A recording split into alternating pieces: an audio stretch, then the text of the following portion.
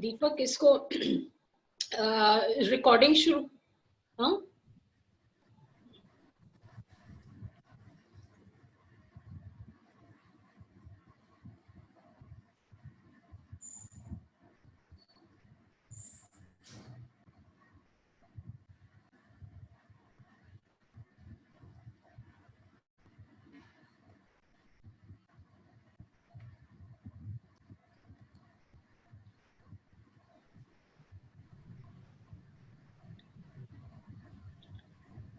Good evening, everybody. I welcome you all to the second lecture in the series of lectures for pediatric residents. And this second series of lectures for pediatric residents is on neurological examination. And today we have a rather difficult area of examination, that is the cranial nerves 1 to 6. And we have with us very learned and erudite Dr. Biswaroop Chakravarti. He's an associate professor at the All India Institute of Medical Sciences in New Delhi. And he passed out with a DM in pediatric neurology in 2012. And his areas of interest are epilepsy, sleep, neurocysticercosis, and autoimmune disorders. So I welcome you all, Dr. Biswaroop, and I welcome all the pediatric residents who have joined here today to attend this talk. Over to you, Dr. Biswaroop. Good evening, ma'am. Thank you so much for the opportunity. And good evening to all the participants who have joined in for this session. So today we'll be discussing on the topic of examination of cranial nerves 1 to 6. So as you can see, the scheme and objectives of the presentation would be this. The salient scheme and objectives would be these three. So we'll be going through the salient steps of examination of each of these cranial nerves. We'll understand the relevant neuroanatomy of these cranial nerves, and then we'll apply this knowledge of examination and neuroanatomy to relevant clinical settings, because that is what you will be getting in the OPD or in your exams. As to you get somebody with an abnormal cranial nerve, so how do you examine and how do you interpret? So we start with cranial nerve 1, that is olfactory nerve. So these are the salient steps in examination. We all know olfactory nerve mediates the sense of smell. So we communicate with the patient. We ask the patient to close the patient's eyes, to sniff a particular stimulus that we present, and then the patient tries to identify that odor. So we ask the patient to close the eyes and compress the opposite nostril, because we check individual nostrils, and we present the test order, ask the patient to sniff and identify the object. So the common test orders that are used are coffee, lemon, orange, apple, soap. We similarly check the other nostril, and to check for suggestibility and attentiveness, we ask the patient to respond once without presenting any stimulus, so that we see whether the patient is bluffing or not. And we would avoid irritating substances, as the trigeminal sensory nerves are also present in the olfactory mucosa and they may get stimulated. So whatever I mentioned would get clearer when we see this video. So as you can see, we will demonstrate. We have the subject sitting in front of the examiner. So, and I'll just move ahead, because in the initial part we're examining and trying to establish rapport with the subject. And now once we have the stimulus is held in a dead opaque container, so that you cannot see. He has closed her left nostril, closed both the eyes, and we are presenting the stimulus to the right nostril. She says this is the smell of coffee. Okay, so she could identify it properly. So now we are asking her to close the opposite eyes.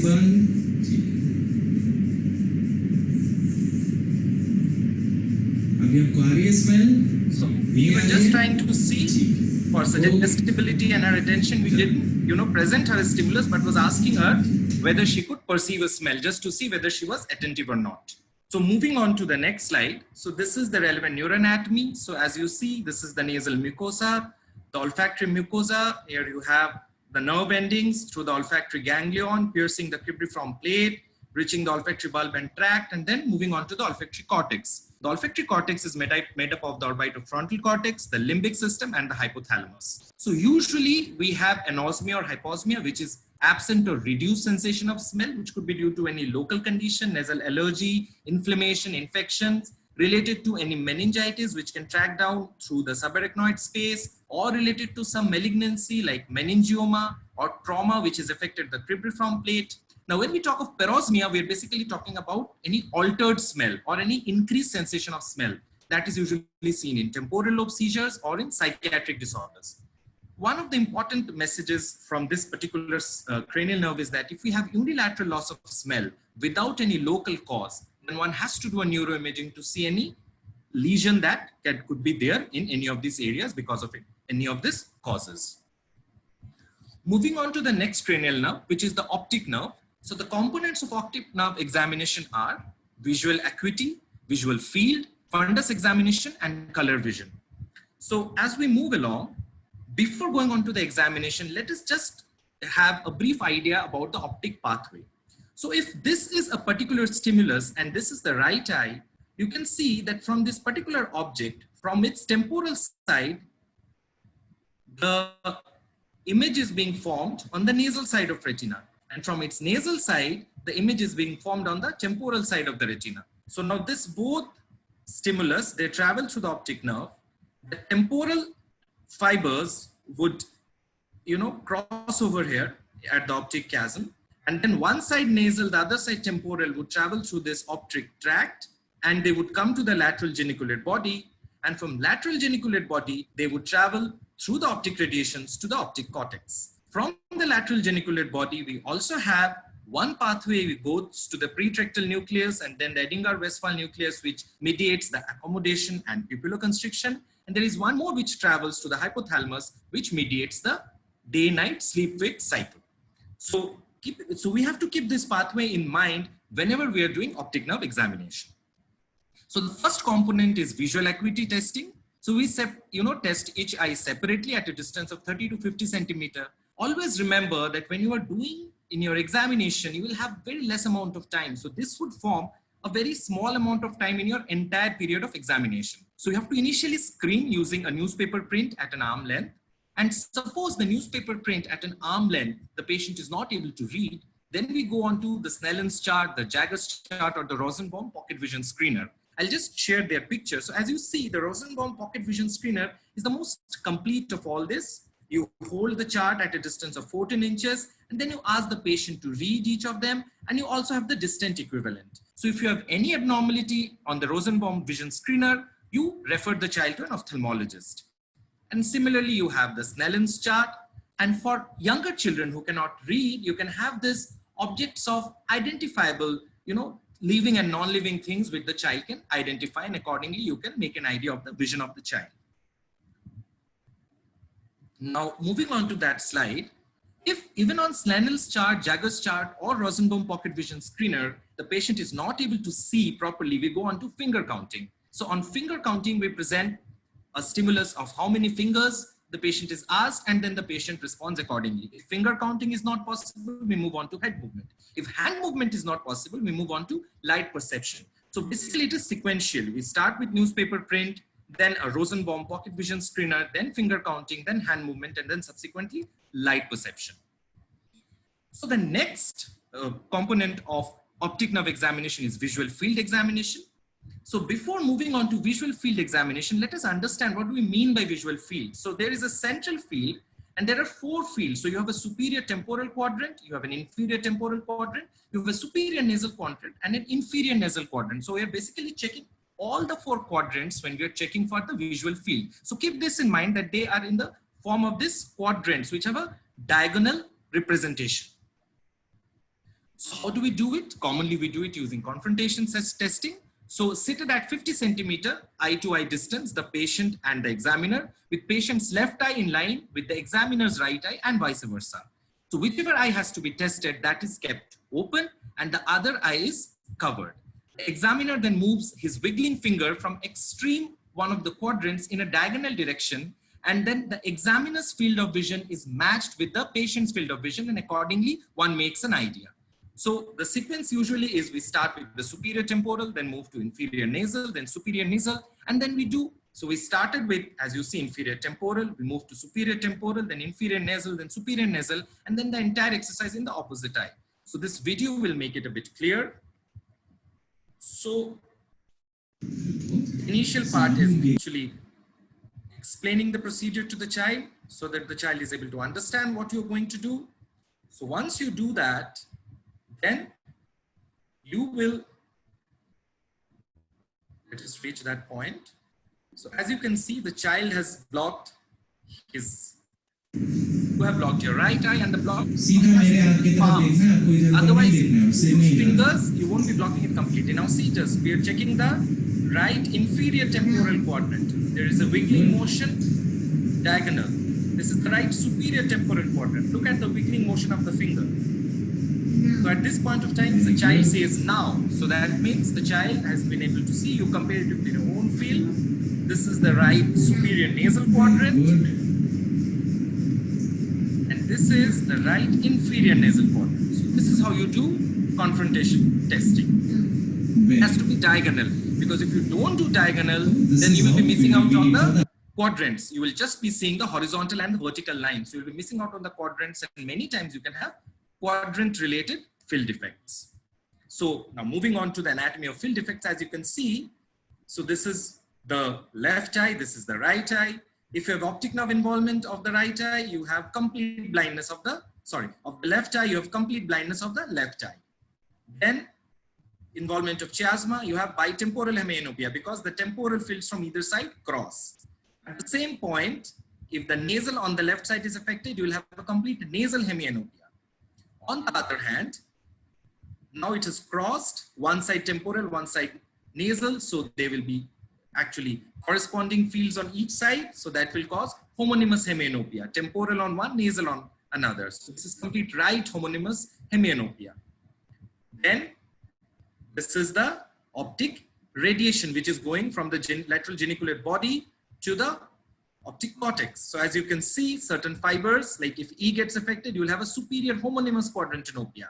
If F gets affected, you have a right inferior homonymous quadrantenopia. Homonymous means conjugate movement, one side temporal, the opposite side nasal. And again, if you have the cortex getting affected, then you have a complete right homonymous hemianopia. So there are certain terms. So apart from the bitemporal hemianopia, the homonymous hemianopia, complete blindness, and quadrantenopia, we should also know certain other terms that are related to field defects. So one is the scotoma. So what is a scotoma? You usually use it for a field defect which is smaller than a quadrant. So a central scotoma is the one which is occluding the macula, the central vision spot. Then you have centrocecal, which includes the macula and the optic disc. And then you have paracentral. So paracentral would be around the central vision spot, that is macula. So when we come across these terms, we mean that the field defects are present here. Of course, once you get a field defect in confrontation testing, that has to be ophthalmologically evaluated using perimetry and Amsler grid or tangential screen testing. Next is color vision. Always remember, it is done using Ishihara charts. You just don't produce one color and ask, tell me what color is this, whether it is red or green. No, that is not how you check for color vision. Colored vision is always checked using an Ishihara chart separately for both eyes. And in a mixture of color, one has to identify one color. So if somebody is able to read 7 here, so you know that amongst red and yellow, somebody has been able to pick up the green color. Now moving on to the last component of optic nerve examination, that is fundus examination. So the salient features are minimum background light, because if you use too bright a light from the ophthalmoscope, then there will be pupilloconstriction and the field through which you'll be able to see the fundus would be less. The patient fixes on a specific point and otherwise stays normal. The patient can blink and breathe normally. So you hold your scope in the right hand and you move close to the patient's right eye and vice versa, and steady the patient's head with your other hand. You can visualize whatever I'm saying. So you start at +10 diopters from a distance of say 15 to 20 centimeter, and then you easily can see the anterior segment. And once you reach retina, the power of the lens that has to be used from your ophthalmoscope is 0, unless and until you have some refractory error and you have to adjust it accordingly. So once you reach the retina, you locate a retinal vessel and then you trace it to reach the optic disc. Once you reach the optic disc, what all you have to see? You'll have to see the margins of the disc. This is the optic disc. You have to see the margins. You have to see the color of the disc, whether there is a cup formation. Why is there a cup formation? Because their nerve fibers would come and pierce the periphery and form a hollow in the center. And then you have to see these vessels. The dull ones are the veins and the thinner bright ones are the arteries. And you have to look for a venous pulsation. Just remember, absent venous pulsation can be seen both with raised ICT as well as a normal individual. So absent venous pulsation individually doesn't have much significance. Presence of venous pulsation tells you that there is no raised ICT. So now just let us look at the fundus of the common, ophthalmological conditions that you will need to know at this point of time. So normal disc. So you can see the disc, and these are the descriptors. So using these descriptors, you will be describing your fundus finding. So the disc margin is well defined. There is a pinkish white hue of the disc, as you can see. There is a central bright cup, and you can see this sharply delineated vessels. Now, this is papilledema. So what you can see now, just see the margins. They are blurred, and always remember in papilledema, the temporal border gets blurred at the end. And you can see this peripapillary folds. So what are the peripapillary folds? The peripapillary folds are formed by swollen nerve axons which pierce the lamina cribrosa. So they form these peripapillary folds. Then you have a disc which is hyperemic and swollen. Then you have, then you have loss of cup, as you can see here. You have the vessels which are obscured and you can see some hemorrhages here.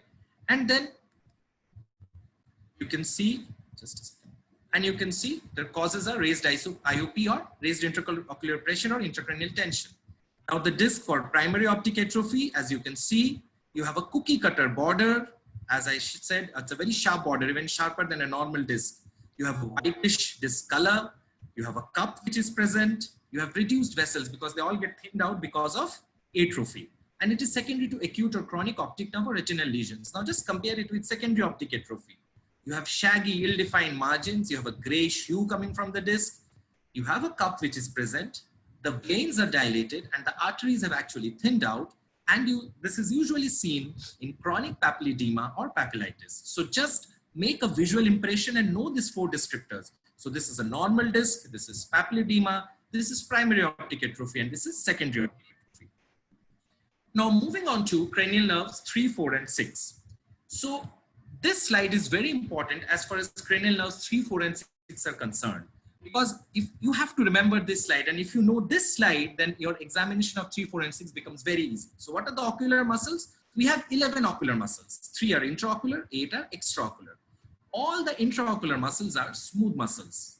1 pupilloconstrictor, 1 ciliary, and 1 pupillodilator. On the other hand, the extraocular muscles, 7 are skeletal, 1 is smooth. So what are the skeletal muscles? So you have lateral rectus, medial rectus, superior oblique, superior rectus, inferior rectus, levator palpebrae superioris, and the smooth muscle is superior tarsal muscle. So the third nerve, the oculomotor nerve, supplies the pupilloconstrictor, the ciliary muscle from here, the medial rectus, the inferior oblique, the superior rectus, and the inferior rectus. The fourth nerve supplies the superior oblique, and the sixth nerve supplies the lateral rectus. So the pupillodilator and the superior tarsal muscles have supply from the sympathetic nervous system. Now coming on to the next table. So this table we should know by heart. So the lateral rectus does abduction, the medial rectus does adduction. The superior rectus primary function is elevation, secondary is adduction. The inferior rectus primary function is depression, secondary function is adduction. Superior oblique, the primary function is intorsion, the secondary function is abduction. And inferior oblique, the primary function is extorsion and the secondary function is abduction. So just to make you understand the concept of primary and secondary function. So suppose, just visualize yourself looking up and to the left. So if you're looking up on both the eyes and to the left, so which are the muscles which are involved in looking up? So we have superior rectus and we have inferior oblique. Now to the left, we are looking up and out. So that means we are having abduction. So if an abduction is happening, so that means inferior oblique is also participating in abduction. So the left eye, the elevation would be primarily from superior rectus. On the other hand, the right eye would be medially rotated and looking up, So because it is adducted as well, so here the inferior oblique is free to do elevation because it does abduction. So right eye would be mainly, the function would be mainly of inferior oblique because it will just do elevation, and left eye, it will be superior rectus because it will just do elevation when we're looking up and out, because abduction will be taken care in the left eye by inferior oblique and adduction will be taken care in the right eye by superior rectus. So if you get this concept of primary and secondary, so it becomes very easy to understand cover-uncover test, to understand the corneal right reflex, as well as to interpret diplopia as well as squint. So when do we use duction? When we use for lateral rectus, medial rectus, they are movement against the vertical axis. Then you have around the vertical axis.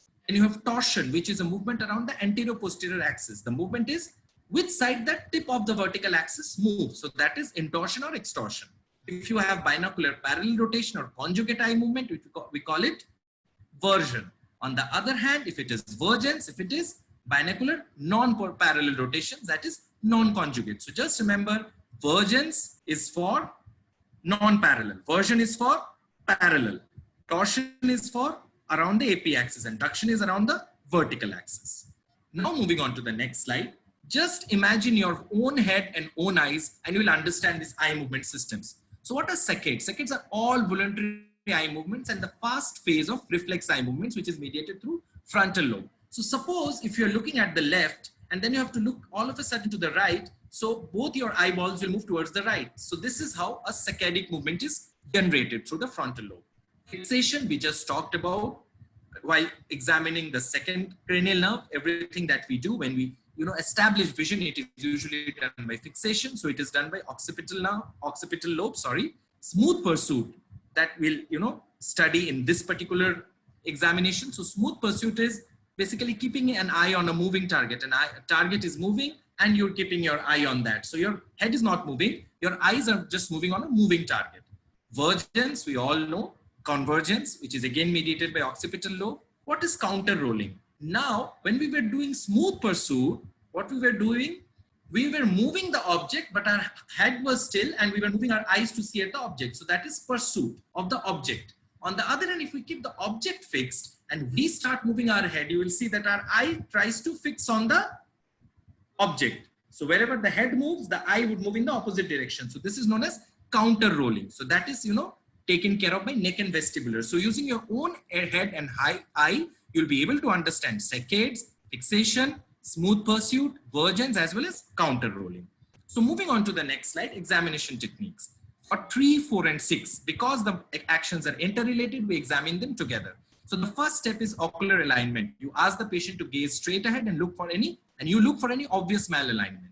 Then you ask the patient to face at a distant light source and you observe 2 shining diamonds of reflected light from each cornea, which is known as the corneal right reflex. So just look at this video and things will become clear for you.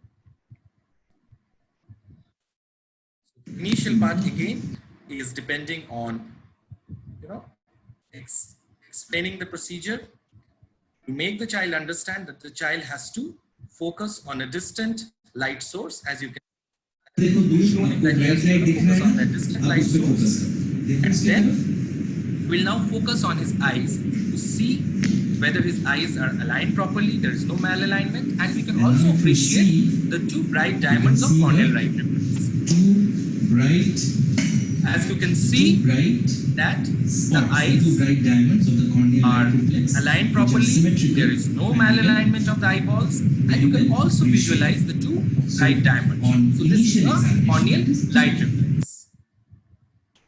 Now moving on to the next slide. So the next step in examination is range of motion. So you stabilize the patient's head with one hand, your finger in midline at approximately 50 centimeter, and then you see the range of motion through all these 9 cardinal positions. Start from 1, move to 2, go to 3, 4, 2, come back to 1, go to 5, 6, 7, come back to 5, go to 1, 8 and 9. And once you are done that, again come back to 1. Then you move closer and look for convergence. It is done both uniocular as well as binocular. And if in any of the direction, in any of the movement, the child says that I am seeing 2 fingers instead of 1, that means the child has diplopia, you move on to the cover uncover test. So let us see this video, it will make it clearer. So we start with the binocular range of motion. So now we'll continue. So again, the initial part is explaining the entire process to the child, how he's going to do it. So I have not stabilized in this particular video his hand so that it is more visible to all of you who are watching this video, but on an ideal situation, when you are doing a one-to-one examination, you should be stabilizing the head so that the child doesn't move his head at all and it's only the eyes which are moving. So I explained to him properly, and now you can see we start moving the fingers. We move to the right, from 1 we move to 2. So you see, when we are moving in the vertical direction, the finger becomes horizontal, and when we are moving in the horizontal direction, the finger becomes vertical. That presents the stimulus in a better way. So we can again come back to the central point. I've asked him to stay sit straight and erect, so that his eyes are only moving. Again, for the vertical movement, we have made the fingers horizontal. And again, now we'll check at the center. Again, get it horizontal because I'm checking the vertical movement. So look at his eyes. We have checked. Look at his eyeballs. All directions we have checked. And now I will take his finger close, and I've asked him to, take my finger close to his eyes, asked him to focus on that so that we can look at the convergence reflex and pupilloconstriction that accompanies accommodation. So this is how we do range of motion. Now, similarly we do for one eye, as you will see. I'll ask him to close one of his eyes, and again with the palm, not with the fingers, because we completely block vision of that eye. Finger को ध्यान दो, सिर्फ head को सीधा रखना है, ठीक है? सिर्फ आईज से देखना है, okay? Not use my hand to stabilize it so that you are able to see, but in ideal scenarios, when you are doing a one-to-one examination, you have to stabilize his head as well so that he doesn't move his head and only moves his eyes.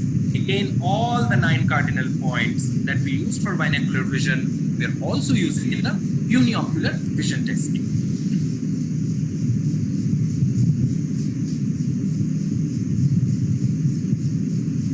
Center,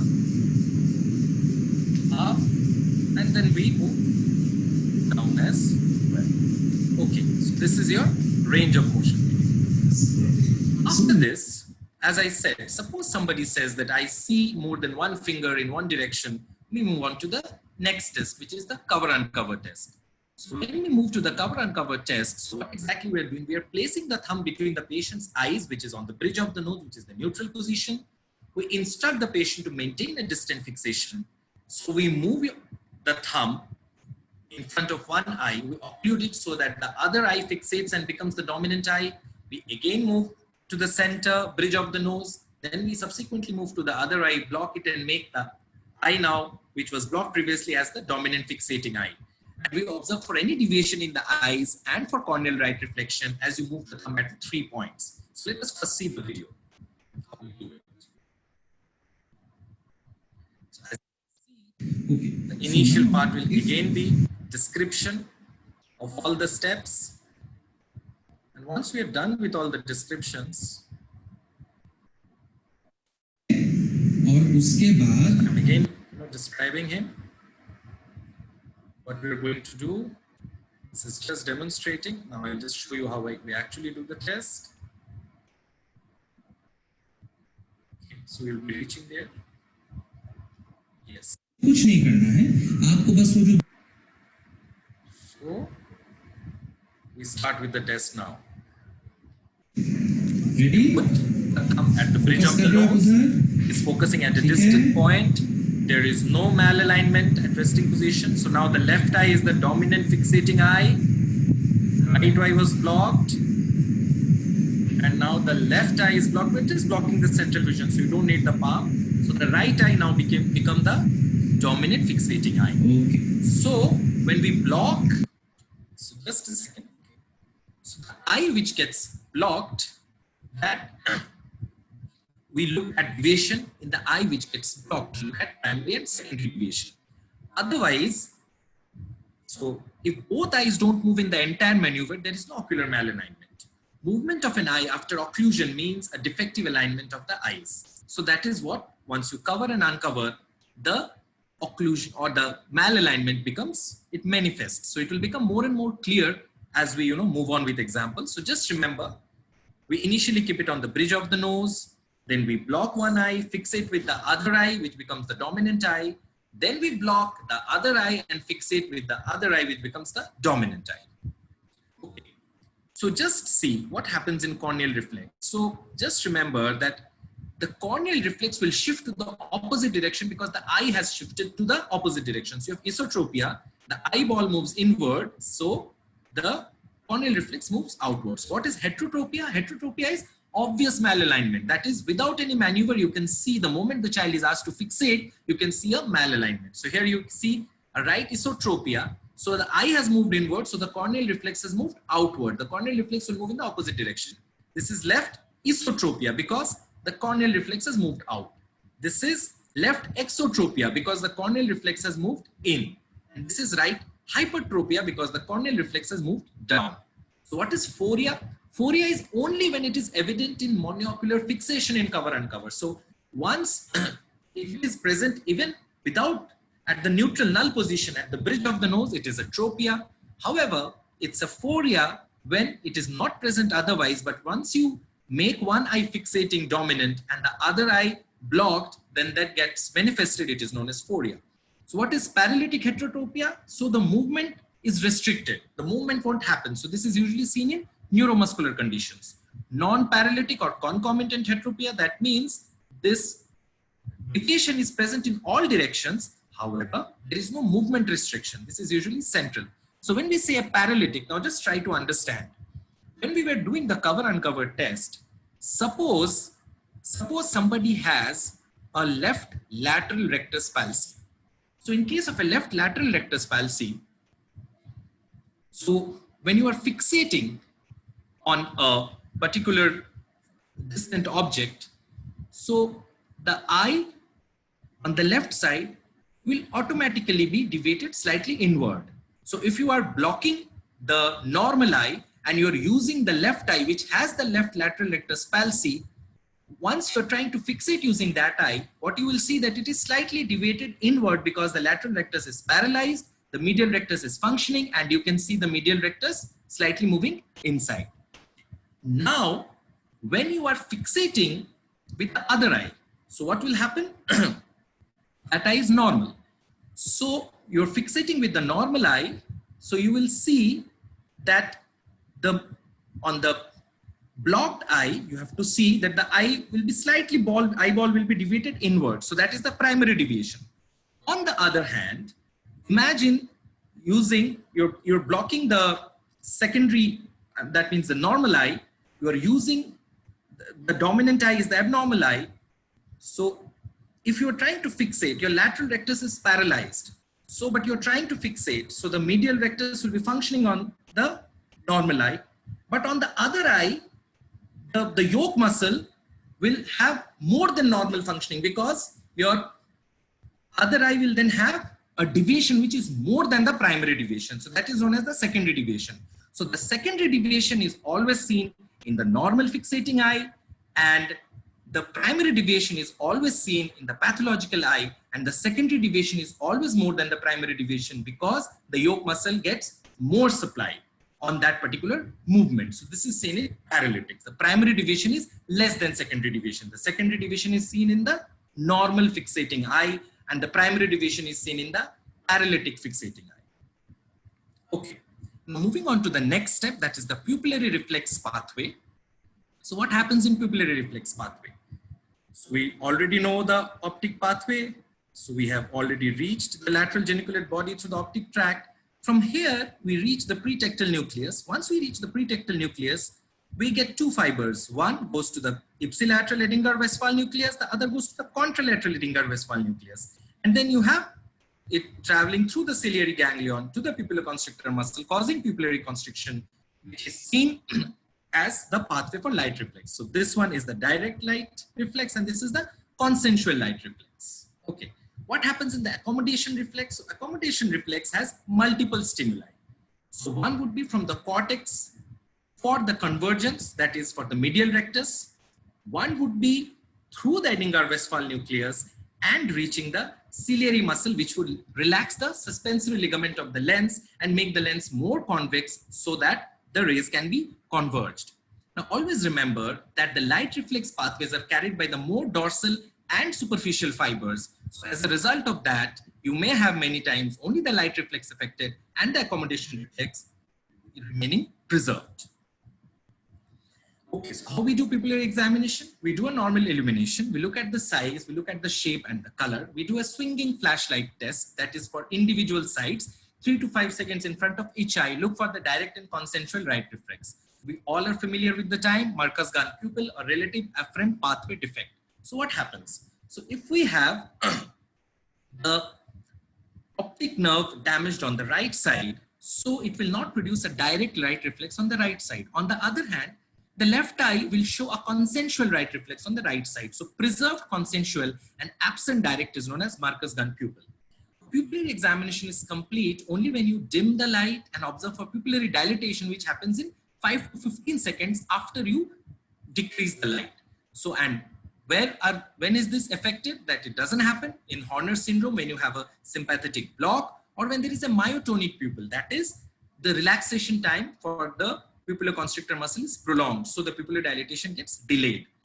One important thing is, okay, first let us see the video, then I will come to the appropriate description, which we usually miss out while examination. Okay. As you can see again, we are explaining the procedure to him. We will block the transfer of rays from one eye to the other by making a bridge, opaque bridge on the bridge of the nose using the child's own hand. As you can see, I have placed hand here. And now we'll start with the direct right reflex on the left. We'll bring it from if you observe carefully, you will see that the right pupil also gets constricted because of the consensual light reflex. So this is the direct right reflex on the left side. So we brought the flashlight from left. Go to the other side and see. Now we bring the flashlight from behind. You can do it from front, that is why it's known as swinging flashlight, but because you will not be able to see, that is why I've done it from behind. See, so the right pupil gets constricted, and if you observe carefully, even the left is constricted. This is the consensual right reflex. So you are putting this opaque bridge in between so that you don't produce a direct right reflex on the opposite end as well. So we have this habit of, describing pupil in something like Perla or NSNR. So these are not the correct ways of describing pupil. So how do you describe? You say the size. So you have the scale in which you have this circles with increasing diameter. You match it with the diameter in the scale and you say what is the diameter of the pupil, whether they're equal in size, whether they're centered appropriately, whether there's a reaction to light as we checked here, and in accommodation that we do during range of motion, and then we see whether it dilates promptly in dim light within 5 to 15 seconds. So this is an appropriate description of a pupillary response in a CNS examination. Moving on to the next slide. So let us, consider some clinical conditions, so that we'll be able to understand how do we approach it. So if somebody has diplopia, there could be certain clinical signs like face turn in abduction or adduction palsy. So if somebody has a left lateral lectus palsy, so he won't be able to abduct on the left side. So he may have a face turn towards the left to, compensate for the lateral rectus palsy. There is a head tilt which is seen for intorsion or extorsion. So suppose you have a superior oblique palsy on the right side, so you're not able to do intorsion. So you may have a head tilted on the left to compensate for the lack of intorsion. Then you have chin elevated or depressed. So you can see an elevation or depression. So suppose you have a superior rectus palsy on the right side, so you won't be seeing elevation. So the chin may be slightly elevated to compensate for the superior rectus palsy. So this is the subtle clinical signs that we can observe to pick up diplopia. Now, example, suppose we consider a condition in which, while we are doing the range of motion examination, the child comes and tells us that he has a diplopia. He sees 2 fingers on looking up and left.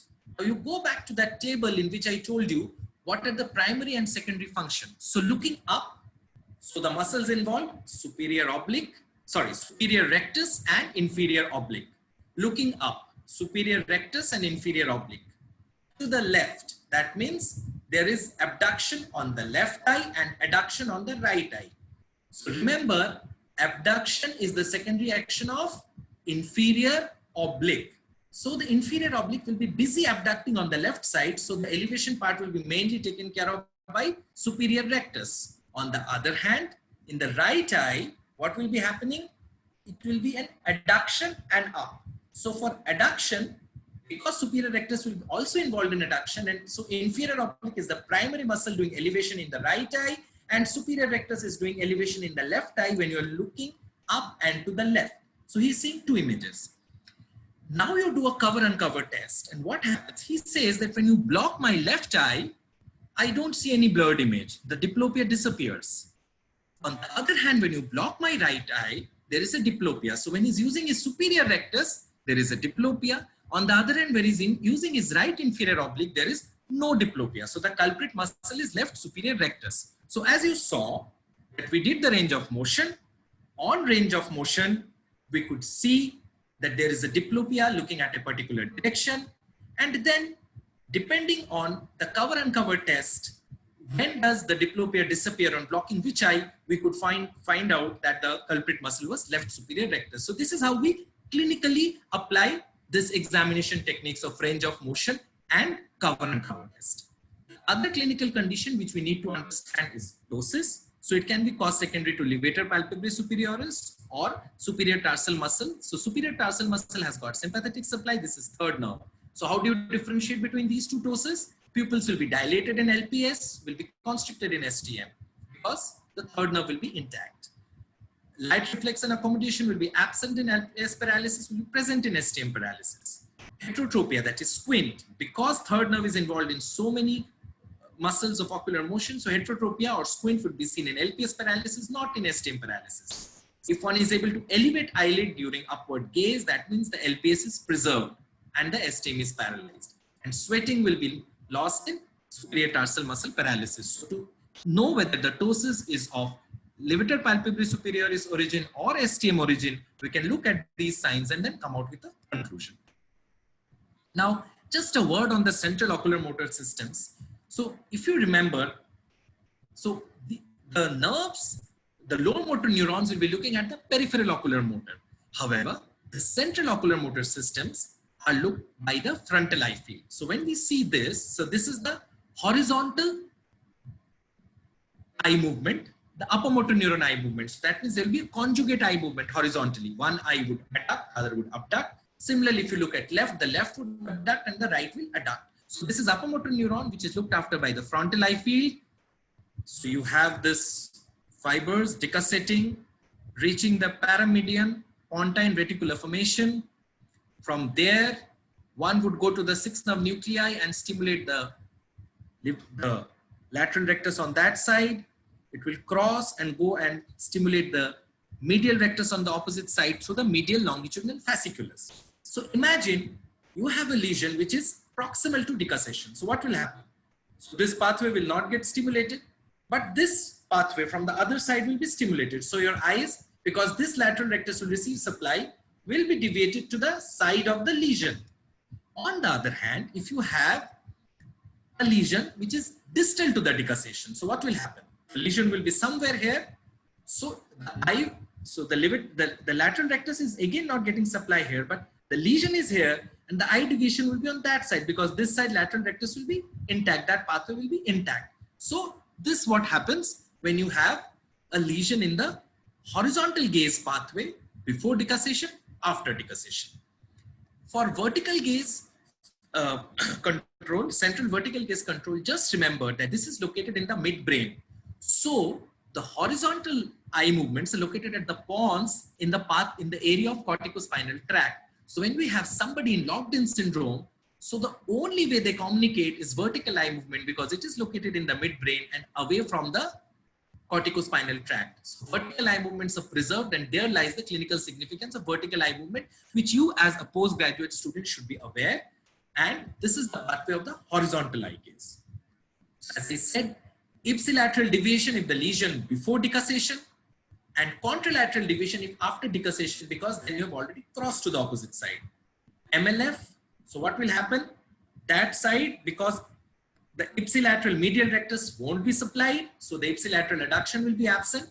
However, the contralateral abducting eye, the lateral rectus supply will be there, but there will be a nystagmus of the abducting eye. This is very specific of medial longitudinal fasciculus lesion or internuclear ophthalmoplegia. So how do you differentiate between UMN? The conjugate eye movements will be affected. If you have LMN, you will either have diplopia, as you could decipher, or you could have squint, which could be heterotopia or heterophoria, and then you can look at the primary deviation and secondary deviation and understand which is the paralytic eye and which is the fixating eye. And then you have MLF, which is path-specific findings. Conjugate eye movements affected, UMN. You have isolated diplopia or squint, LMN. If you have non-paralytic squint, more of central lesion. MLF, it is path-specific. Now what happens if there is a destructive versus irritative UMN lesion? So just move to the previous slide. If you have a destructive lesion on this side, so this pathway won't act. So the eyes will not, the eyes will move to the ipsilateral side because the lateral rectus on this side will be active. So destructive lesion, eyes deviated to the same side. If you have an irritative lesion, so what will happen? It will overstimulate this pathway. So the eyes will be deviated to the contralateral side. So just remember destructive versus irritative UMN lesion, what will happen to the horizontal eye movements. Moving on to the next slide, that is the cranial nerve, fifth cranial nerve examination. That is the last cranial nerve that we're going to discuss because we've already discussed first, second, third, fourth, and sixth, and we're left with fifth. So fifth cranial nerve has two components, the motor component, that is the mandibular nerve, and the sensory component, which is ophthalmic, maxillary, as well as mandibular nerve. So when we look at motor component, we'll look at jaw closure, that is seen by medial pterygoid, masseter, and temporalis, jaw opening, which is seen by, and lateral grinding movement, lateral pterygoid. So I'll be showing all these things on the video. So we initially do an inspection to see whether there is any hollowing in the temporalis and the masseter area. Then we do a palpation where we ask the child to clench and unclench the tip to palpate masseter, which you can do in your own, face now, and you will be able to understand. Then we look for the strength of jaw closure by putting some resistance.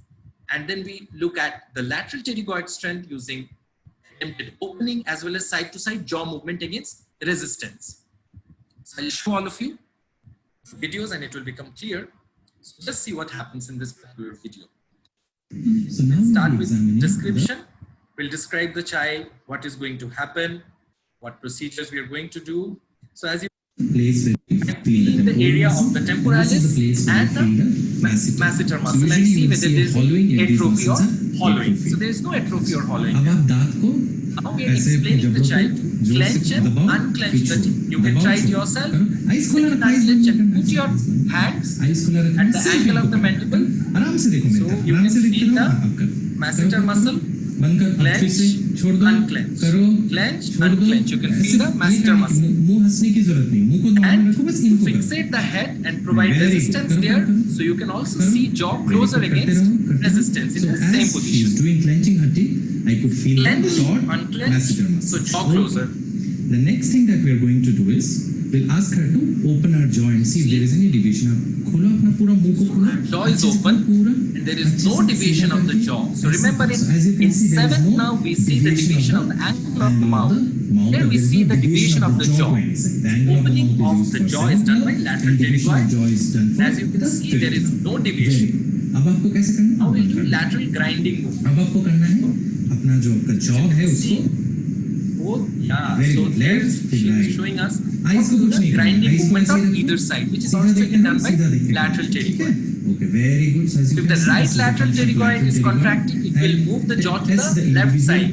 Left lateral pterygoid is contracting, it will move the jaw to the right side. Very good. Similarly, you are giving resistance and seeing the strength. So the strength is good. She is able to maintain the position. This is how we check the motor component of the fifth nerve. We look at teeth clenching, unclenching, masseter. Then against resistance, we see the jaw closure. In this, all the three muscles are tested, and then we open the jaw, look for any deviation of the jaw. So if the right lateral pterygoid would push the jaw to the left side, so in paralysis of right lateral pterygoid, the jaw will be deviated ipsilaterally on the same side because the left lateral pterygoid will be active. So jaw opening and sidewise movement is seen by lateral pterygoid. So there is no UMN or LMN lesion confusion in this, because no weakness, because there is equal representation of crossed and uncrossed. So UMN lesion on one side is not going to affect the motor component of the trigeminal nerve. However, exaggerated jaw jerk can be seen in women lesion. Moving on to the sensory examination. Before that, just let us understand the sensory component of the trigeminal nerve. So you have, this is the ophthalmic division, this is the maxillary division, and this is the mandibular division. You can see this is demarcated, these divisions. And this angle of the mandible is actually spared. It is not supplied by trigeminal nerve. So if somebody comes with a feigning complaint that I'm not able to feel sensation, and also includes this area, you can understand that this could be feigning because the nerve supply is different. It comes from the C2. So from this individual nerves, it moves to trigeminal ganglion. From trigeminal ganglion, it moves to this sensory nucleus. The main one is in pons, then one you have in midbrain, one you have in spinal cord. It moves to thalamus, where is the relay center, and subsequently it moves to the sensory cortex. So this is the pathway. So obviously, as we do sensory examination, and it will be subsequently covered in detail when you are taught sensory examination. So touch, cotton wisp through distribution of ophthalmic, maxillary, mandibular on either side, and you ask the patient where the patient is able to feel. Just remember, just like in olfaction, we did suggestibility and attention. That is, we didn't present a stimulus and ask for an interpretation just to see whether the child is bluffing. The same thing has to be done here. Next is corneal reflex. Although we have been learning corneal reflex from MBBS days, the idea is just to show you the correct way of doing it. We do it with a wisp of cotton. Never use a stick and then a wisp of cotton attached at the end, as it may cause eye injury. So we ask the patient to look up and to the side so that the examining cornea is exposed, and we can bring the wisp. So I'll just show you how we do it. So explain the child the procedure, and then you can see we tell her that we'll do it with a wisp of cotton, not with a stick. We just show her the wisp, and this is how we examining side is exposed. on the right And we side, want as you to can bring see. it from front so that we don't, initiate the menace reflex. If we do it from straight in front of her eye, we will be stimulating the menace reflex. So we do it from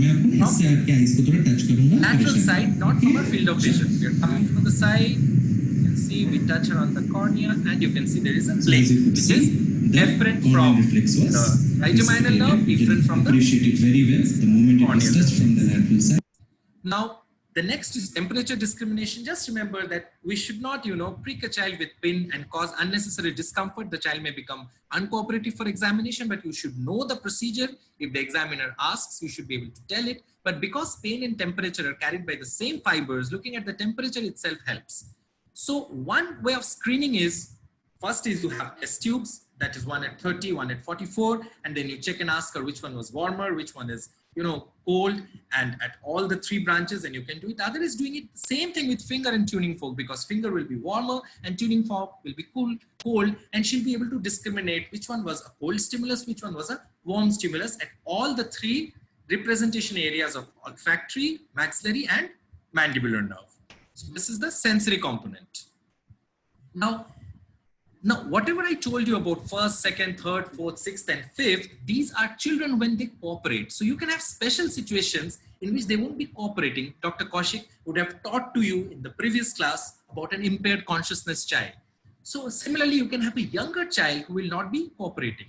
So when we see vertical and horizontal tracking for a moving object or light, either for an impaired consciousness or a younger child, you're actually checking for cranial nerve 2, because fixation is happening, focusing is happening, following is happening.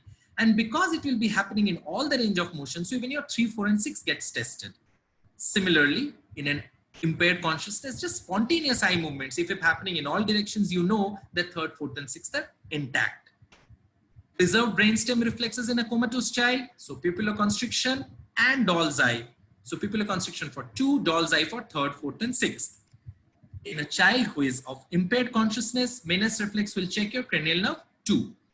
Now, rooting, sucking, and chewing for somebody with primitive reflexes or a normal newborn or a young infant, cranial nerve 5th can be tested, the motor component, and the glabular tap and the corneal reflex can be used as the sensory. So if you can see, this is a glabular tap happening here. Distribution is in the trigeminal nerve and you are eliciting a blink. Similarly, you look at this child, this is horizontal tracking. As you can see, the right eye has moved entirely laterally, and the child is following up. You have not asked the child to follow, but the child is following up on his own because you produced an interesting stimulus for the child. So you could actually check all the horizontal range of motion, as well as focusing, following, and fixation, as well as pursuit. Similarly, if you look at vertical tracking, that will check your vertical range of motion as well as the vertical eye movement. So you can see this pursuit, you can see the fixation, following, and you could also check the vertical range of motion as well as the horizontal range of motion in a child who is not cooperating because he's infant, but you're able to check the integrity of the cranial nerves. So I talked about these steps so that you understand that these are relevant.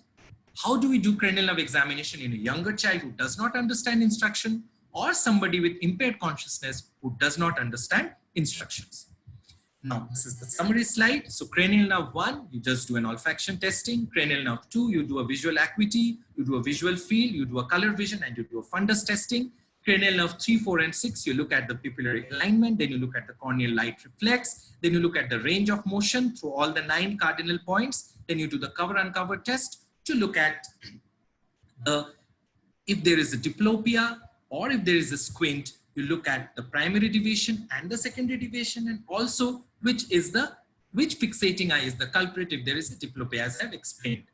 Cranial nerve 5, we do motor inspection, then we do a palpation for masseter, then we check for strength of jaw closing, we do a jaw opening and deviation, ipsilateral deviation, because suppose we have right lateral pterygoid, it will push the jaw to the left side. So if you have a lateral pterygoid palsy, so the jaw will be pushed on the same side because of the opposite normal acting lateral pterygoid. And this is seen by the lateral jaw movement. And then we look at the sensory component by the touch, by temperature, and then by corneal reflex. So I'm done with my presentation. If you have any question, so you can come up with questions now.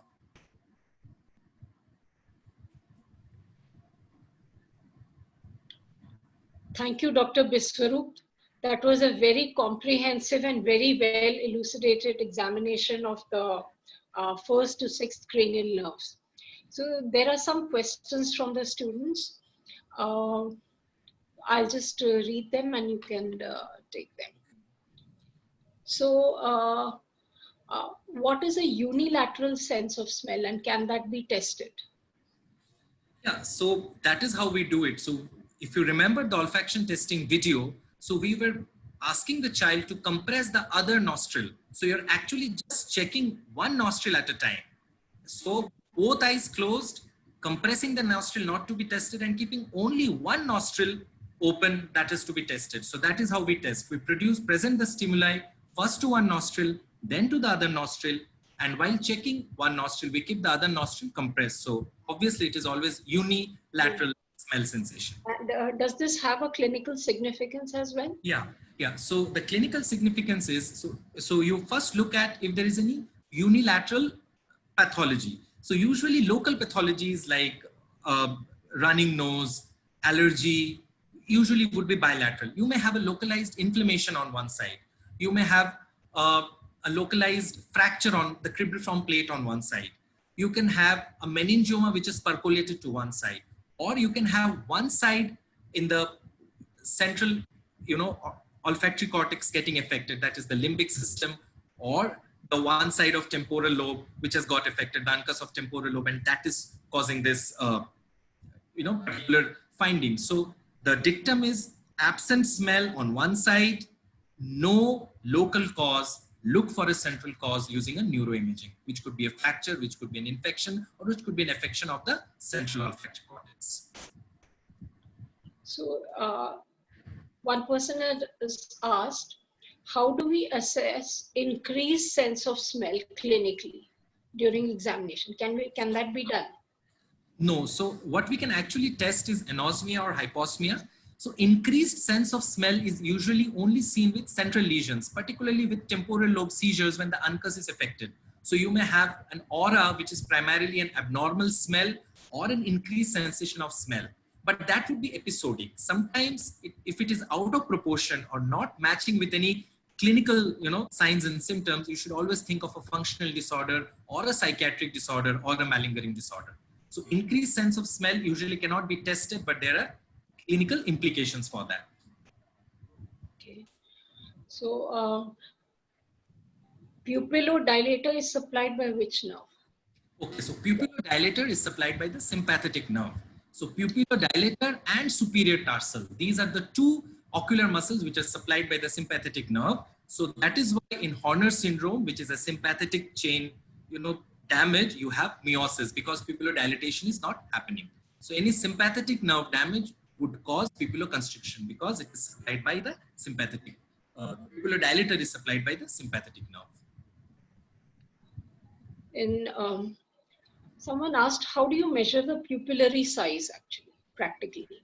So actually, I'm not having it currently with me. So you have a scale which is available, and then you have cut out, circles of diameters, of increasing diameters. So you have a diameter 2 millimeter, then you have a diameter 3. So imagine a scale with circles cut out, 2 mm, 3 mm, 4 mm, 5 mm. And then you look at the pupil and see which one it fits best through the aperture of that scale. And you accordingly make an idea that this is the size of the pupil. So normally a pupil size would vary between 3 to 4 mm. Anything more than 4 is dilated. Fully dilated is 6 mm. Anything less than 3 is on the smaller size. Anything less than 2 is constricted. So someone wants to know about destructive versus irritative eye lesion signs. Okay, so if I can just move to that slide, it will become clear for you. So just look at this particular, slide. So if you have a destructive lesion on the frontal lobe here, so what will happen? So it will block this pathway. So this is not going to reach here, not going to stimulate this pathway of lateral rectus. So the horizontal conjugate deviation on this side will be prevented, but this side is normal. So the lateral rectus is functioning normally here. So if you have a destructive lesion, the deviation will happen on the ipsilateral side. If you have an irritative lesion, what will happen? It will, suppose you have a seizure. So it will be stimulating this pathway further. So you may have just a deviation on the contralateral side if it is irritative, and ipsilateral side if it is destructive.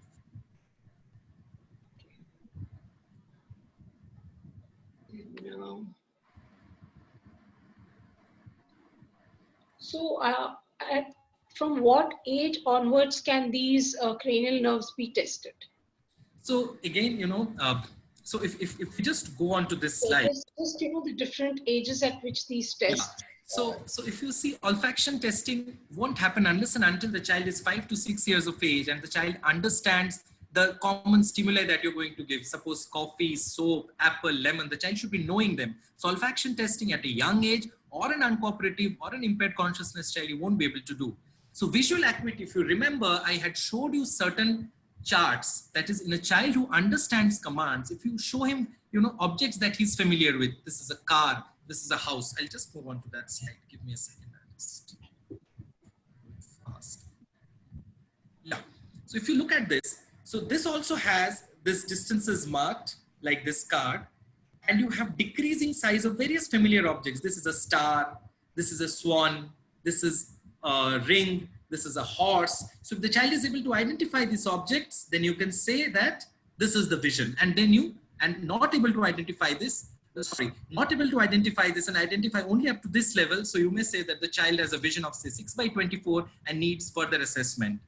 Then if a child is very young, like an infant, as I showed you, you can do a horizontal tracking, a vertical tracking, and pupilloconstriction, which will tell you about the second nerve as well as third, fourth, and sixth nerve. And in an impaired consciousness child, even if they're not doing following, focusing, fixating, not tracking vertically or horizontally, you can do a Menis reflex to see at the second cranial nerve, and you can do a doll's eye in a comatose child to look for third, fourth, and sixth cranial nerve. Are these examinations possible in children with autism and children with cerebral palsy? As I said, we'll just give me a second. I move to the last slide. It will be similar to a younger child, I guess. Yeah, it will be similar to a younger child. You look at vertical and horizontal tracking. You look at spontaneous eye movements in various directions. If it's a comatose child, you look at the brainstem reflexes. You look at the menace reflex, and then you look at this rooting, sucking, and chewing. So I kept this specifically. I kept this slide for that purpose only. That in younger child and children who don't otherwise cooperate, how are you going to check for the cranial nerve? So these are the steps which can help us. So during an examination, like practical examination, when a case presentation is done, are the students supposed to describe all the cranial nerves in detail in all the patients? Or they can just give a brief summary of the cranial nerves? So ideally speaking, if there is no abnormality in the cranial nerve, either in history or in examination, the examiner is not going to ask you to examine each cranial nerve in detail and tell you the findings of each in detail. They may just tell you to describe in one line in history as well as in examination that the cranial nerves are normal. But we should know the methods of examining a cranial nerve, because if it's a cooperative child, the examiner may just ask you, examine the action of third, fourth, and sixth cranial nerve in this child. Examine the motor component of fifth cranial nerve in this child, because the examiner just wants to see whether you have the skill of examining the fifth cranial nerve. So it may be a condition that there is no affection, so nothing will be asked. There is a possibility because the child is totally normal and cooperating, they'll just try to see whether you know the skill. So it can happen either way. But from your side, you should be ready with the description. If you're asked to explain, you should be able to explain. What is the menace reflex? So the menace reflex is basically for checking. You're basically bringing a visual stimulus suddenly in front of the eye, and the child will blink to prevent any injury. So this is again a reflex which is mediated by the brainstem.